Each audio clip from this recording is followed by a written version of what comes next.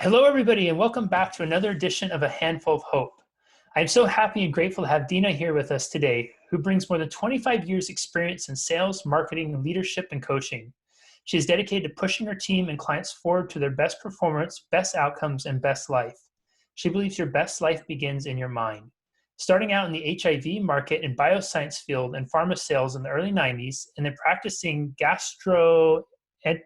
Dena, you're going to have to help me out with that word. Gastroenterology, yeah. Gastroenterology, boy, it rolls right off the tongue. As a physician assistant for 9 years, she's since retired active practice, but continues to be a passionate advocate for holistic health and integrative wellness.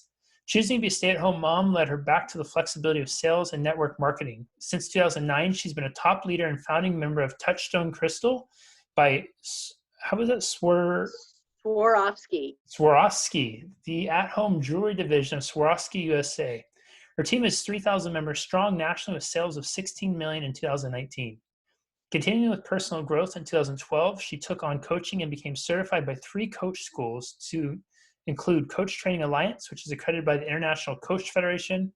Other mentors include Brendan Burchard, Jack Canfield, and Tony Robbins, all well known in the high-performance business space and self-improvement. Her practice incorporates one-on-one coaching, small business coaching, mentorship, masterminds, workshops, and retreats.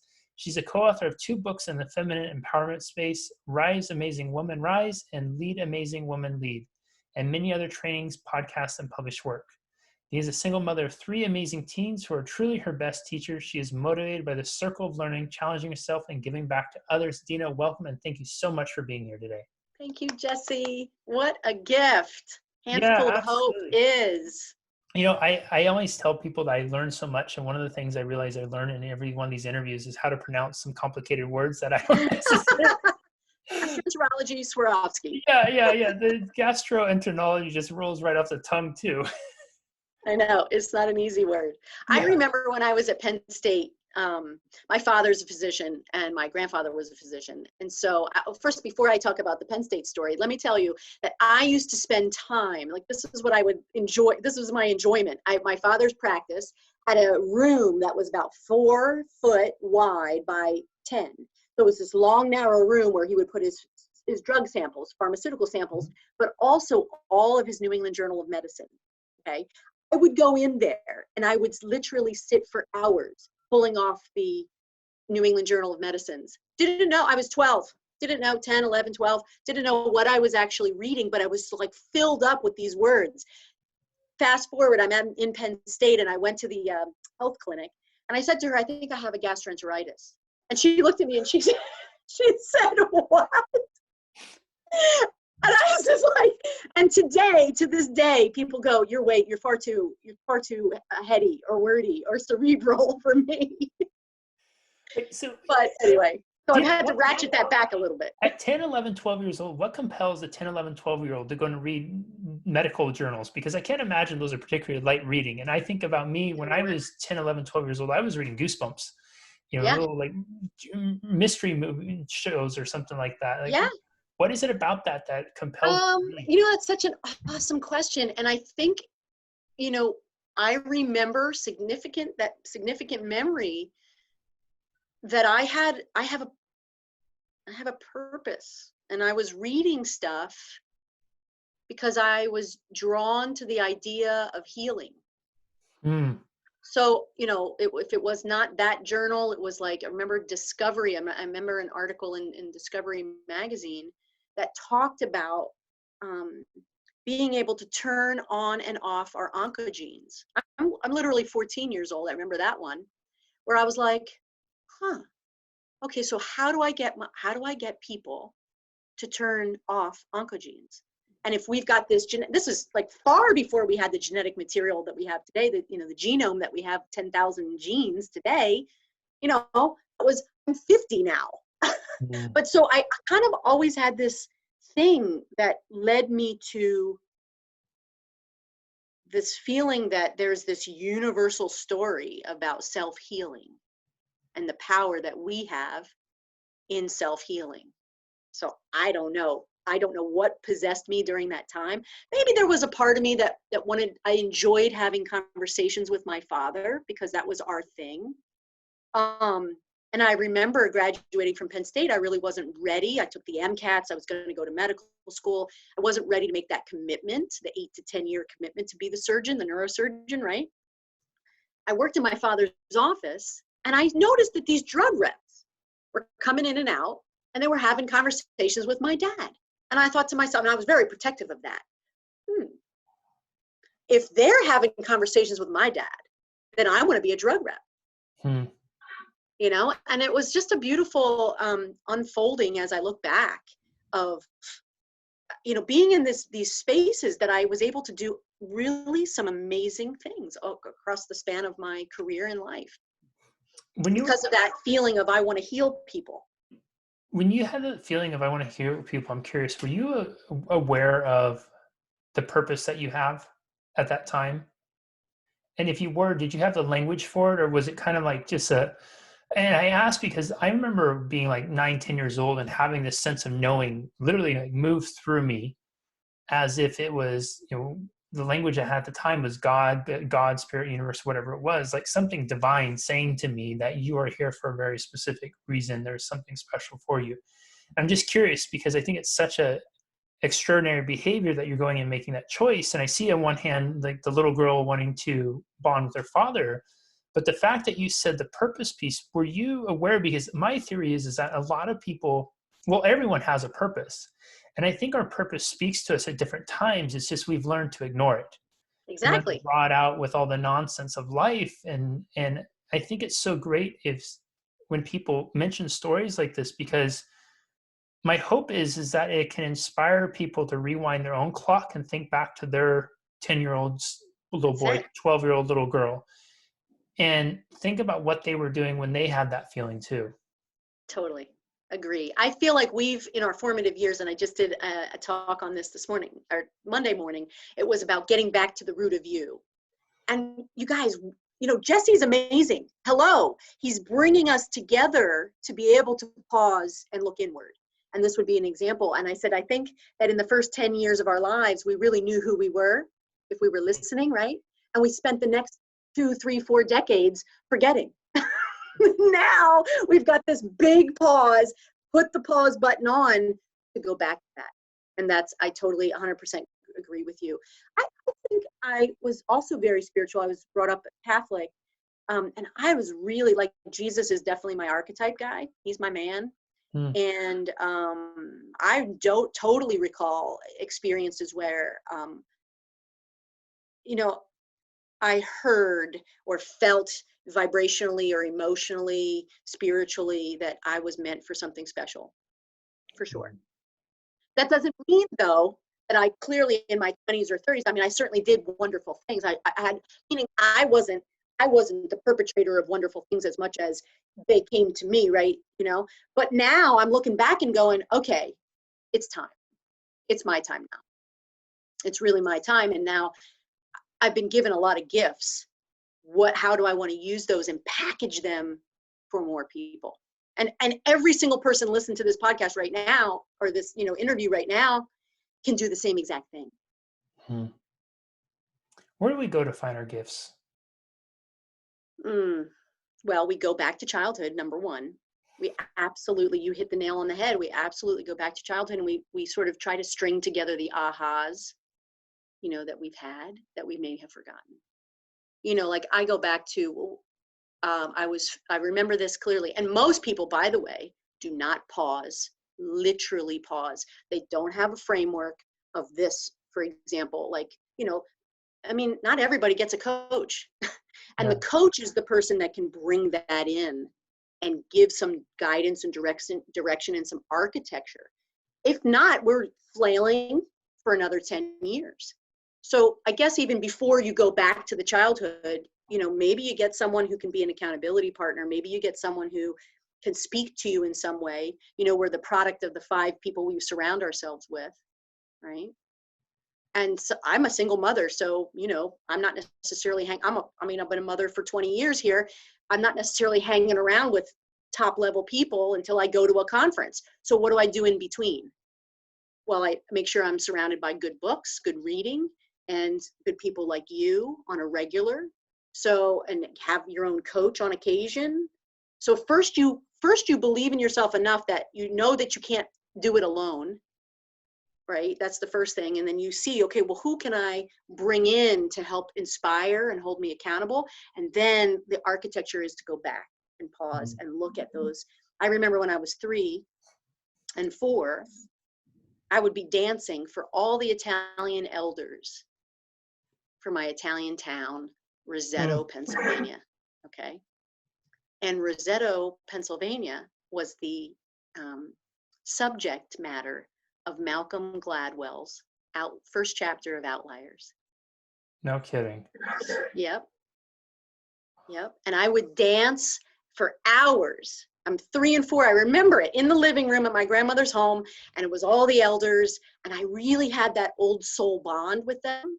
It was amazing. So I was performing, right?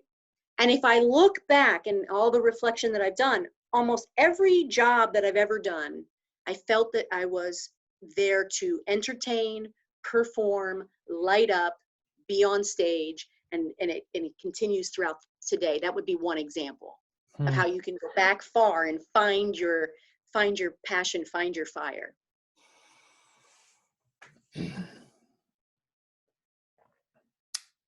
I think that's so fascinating to hear that, and I'm curious what your thought might be on this. Being a mom of 3 kids, especially teenagers, you can attest to this much better than most can, that kids sometimes have very selective memories.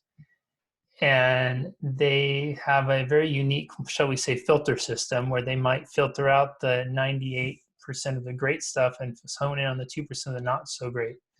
The tragedy of this is that sometimes I think we can come to define our childhoods by some of the trauma or the experiences we go through. And I want to cover that whole spectrum here for a moment. You know, for people who might have gone through some really challenging times as kids, and so when they think of childhood, it almost brings up some pain for them.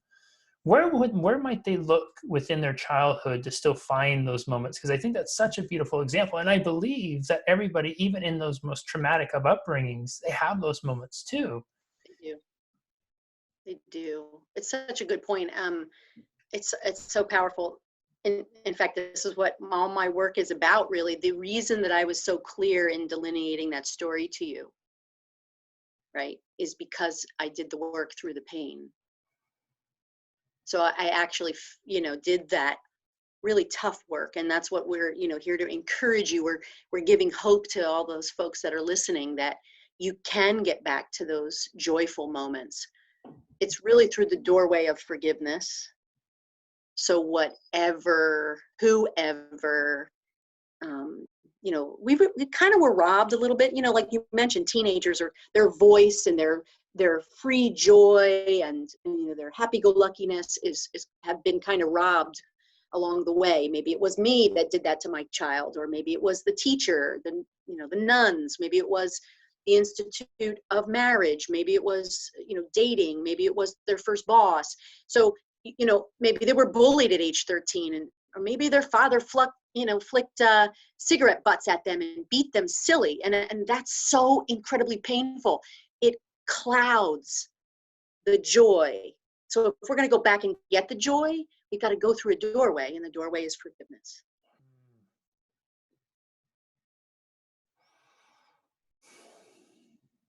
And that's a process. That's a process that I absolutely am privileged, as we were talking earlier about, me having a sort of a purpose of healing. And that's really what I do. So even though I'm not practicing gastroenterology, I definitely believe I'm a mind surgeon. So I can go back in there, help remove some of that painful stuff. So, if we had a wound, imagine, everybody, listen, you have a wound on your skin, and it's deep and it's red and it's fiery and it's infected and it's got pus and it's draining and all that good, right? You wouldn't put a Band-Aid on that. But we do that over decades. We put Band-Aid after Band-Aid, after new addiction after new addiction, and we wonder why that thing is still festering. Well, so what I love to do, and what my passion and gift is to get in there, get it out. And now you have a hole. So what do we put in there now? If you leave a vacuum, a hole, which is a universal vacuum, it will replace itself with the same stuff.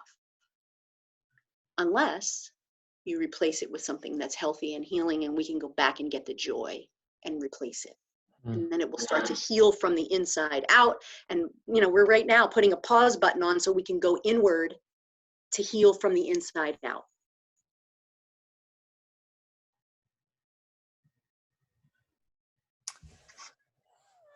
The forgiveness piece, my goodness, how powerful is that? I recently glimpsed a 90-second interview with Matty Paxton, I think is his name. He was the actor who played Inigo Montoya in Princess Bride. Yep. And they were asking him, so Princess Bride has now been out for over 30 years or something like that. And they were asking him, they said, what's your favorite line in the movie? And he said, well, of course there's hello, my name is, and he does it in the voice too. Yeah. And you killed my father, prepare to die. And then he said, that was, and then he said, but just recently he was at the gym working out and the movie happened to be on. And he's watching it. He's at a hotel gym and he goes upstairs to the room and his wife has it on. And he's sitting there looking at it and they have the captions are on there too. And he said, here he is in his 50s now watching the 20-something version of him acting the character. And he said, he says a line at the end of it that he obviously said it's on the film, but he doesn't remember being aware of. So it's the very end when Buttercup's jumping off and Andre the Giant catches her. And then Wesley, the man in black, is asking him about him becoming the Dread Pirate Roberts. And he says something to the effect of, I've been in the revenge business for so long that I don't know what life is like without it. And then the actor talks about how he thinks that's so true is because so much of our life will live withholding forgiveness, be in revenge. This person hurt me, so I'm going to live my life to, maybe hurt them or whatever it is. And what a dark cloud it cast on us. And I love that you brought attention to that. So for people who felt that, who recognize that they need to forgive, that they need to start to go within, and what does the process look like? How do we begin to forgive? So to first of all acknowledge that it's going to be important. So that means you might have to have a belief shift, because as you said, they're thinking in a circular pattern, in a circular story that says you don't need that. Just forget that. Just let it go. Those are the language. Those are the the things that you try to cue your brain with. Let it go. Put another Band-Aid on. Eat another donut. Have another affair. Take a line of cocaine. Go shopping some more. So you notice that you have to rewire the way the brain is structured. Now, neuroscience says that we have neurosynapses in there that get coated with myelin sheaths when they're lit up. Okay, myelin is fatty deposits, which make it like cable. Like how fast can cable run? Well, how thick is the myelin or is the sheath around the cable? So we have to kind of reprogram and re-engage and reignite other neural synapses in order to get more myelin on those. So you see, it's kind of a deconstruction, reconstruction kind of concept. So where does somebody start? With the belief that, I need some help. How am I going to get there? I would love some help. Not only that I need some help, I deserve some help here. And what would my life, now you start to imagine, what would my life be like if I got some help? Whoa, what am I missing out? What does this cost me? What has carrying this forward cost me? Well, you can also, just like I strung together all those things, those aha, wonderful moments, you can string together path of bad patterns too. And you're not? You can string the same amount. So what that's cost us in your health and wellness, in your spirituality. Maybe you left the church or left your spiritual practices because of you're mad at the nuns. I'm making this up. I can make up a million stories about humanity, right? I've coached enough people. So you begin with the process where it's an awakening. So you awaken, and then you shift, and you get some help, and then you're ready to grow. And I could give a tip. A tip would be, writing a letter of pain. So it's a forgiveness letter, and then it's a gratitude letter. But in the forgiveness letter, you figure out who it is you want to forgive. or who has wronged you the most, right? It could be a person, as I said, it could be an institution, it could be government, it could be whatever. And you're writing a letter of pain and you get it all out. You say what you need to say. No more stuffing. And you write it really, and sometimes it causes a lot of pain and grief and anguish and tears and sobbing. And then you draw a line in a declaration and you say, I no longer am willing to feel this, this, and this from this. And then you go on to say, and I now forgive you because I know it wasn't you. Right? And that's one piece of it. And then once you free yourself from that, now you replace it with a gratitude letter. And then you write it and you say, Dear John, you know, because you were in my life, I learned this. I became this. I wouldn't be who I am today if Mom, you didn't blank. I wouldn't be the amazing mother that I am today if without blank, you know? And now you have that gratitude letter. Neither of the letters you need to send anybody, but when you do them intentionally, wholeheartedly, I mean, that was the beginning. I did that with my parents, actually. And I was in my 40s. Dena, you mentioned when we were talking beforehand that I think, what did you say, as a mind surgeon, which I absolutely love that phrase, you realize that the antidote for most ailments is gratitude and joy, right? Can you expand on that a little bit? And what does that, what does that prescription look like? Because we can't exactly. I love it. Yeah. I love it. You were going to say that. I love it because, if we had an infection, let's say, right, I would give you an antibiotic. You'd take it for 3 times a day, right? Yep. So I'm prescribing gratitude and joy 3-4 times a day. So absolutely. What does that look like? Gratitude isn't just like, oh, I'm grateful for. You don't just say it before meals. You don't just say it, but you live it from the time you open your eyes. You go around, this is what I do. I go around my home and I look for things to be like tickled and, thrilled by. You feel it. You feel that vibrational energy where you're actually looking for the things throughout the day to be tickled by, to be completely thrilled by. So if you're looking, okay, so what are people doing? They're scrolling. Scroll, scroll, scroll, scroll. Don't stop and notice people complaining and being negative. Only stop on the things. It's a practice. Gratitude is a practice. Only stop on the things that make you feel tickled. Like, oh my God, when I saw your message, that's exactly how I felt. I said, I don't care. Don't know this man. Just met him today. I want in because I was tickled. My skin was tingly reading what it was that you were offering. So how can we find more of that more often? That's a practice and a decision and a choice that says, you know what? Remember the story I told you about the oncogenes? Do you remember that? I believe that we have the ability to turn dis-ease on in our bodies. And we also have the ability to turn dis-ease off. Mm-hmm. So then gratitude. So looking for it. Yeah, gratitude and joy are not only a prescription, but in some ways they're the light switch too.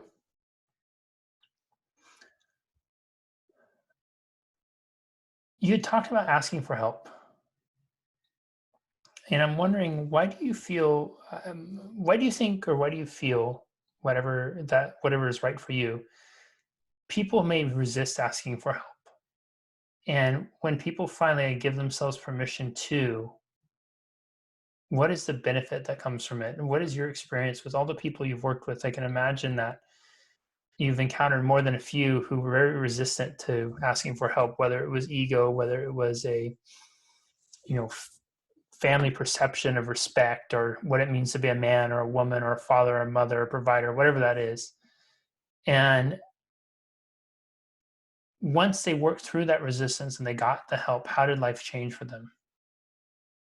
So I'm going to go to the more spiritual side and the metaphysical side of asking for help first, because I feel like we're conditioned. First of all, we can be addicted to getting help, by the way, and that means we don't have to do the work. So that's why I want to remove that thought process. What I'm really saying is that you recognize overwhelm comes specifically because we think we have to do and be it all. And we forget that the moments of synchronicity that we've had in our lives was about this much us and this much universe. And so when I say get help, I mean, understand the laws of metaphysics, that when you're in alignment with your own self, your own self, your knowledge, your power, your visioning, your self-worth, your purpose on the planet, your biggest why ever. When you're in alignment with that, then the universe conspires to give you everything else you need. It just is, there's a flow. So awaken, shift, grow, flow, be.